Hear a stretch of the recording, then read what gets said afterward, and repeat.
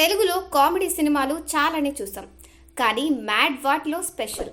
అందులో కథ అంటూ ఏమీ ఉండదు. స్క్రీన్ ప్లే స్ట్రక్చర్ అంటూ అసలు కనిపించదు.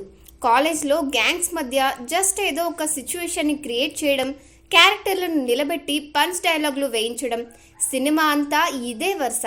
కానీ ఆ పంచ్లే భలేగా పేలుతూ వినోదాన్ని పంచాయి. హీరో హీరోయిన్లు ఆకర్షణీయంగా కనిపించారు.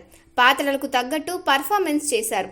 కాలేజ్ సెటప్ బాగా కుదిరింది. మంచి పాటలు తోడై సినిమా యువతను బాగా ఆకట్టుకుంది. ఈ సినిమాకు సీక్వెల్ అంటే ఇంకా ఎక్కువ వినోదం ఆశించడం సహజం.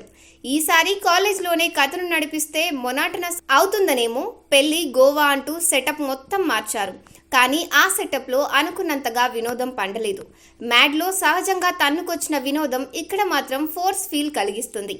మ్యాడ్లో లాగా సరైన సిచ్యువేషన్లు క్రియేట్ చేసి సహజంగా వినోదాన్ని పండించడంలో దర్శకుడు కళ్యాణ్ శంకర్ ఫెయిల్ అయ్యాడు. అలా అని ఇందులో నవ్వులే పండలేదని కాదు.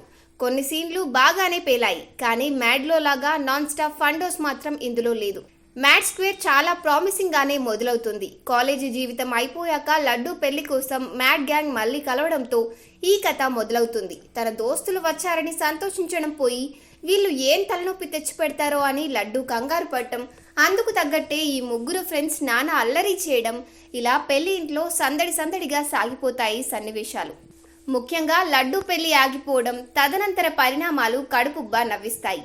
చాలా సినిమాల్లో చూసిన కామెడీని అయినా పెళ్లి ఆగిపోవడం గురించి అడగని వాళ్ళకు కూడా చెప్పి ఫ్రెండ్ని ఇబ్బంది పెట్టే నేపథ్యంలో కామెడీ హిలేరియస్గా అనిపిస్తుంది.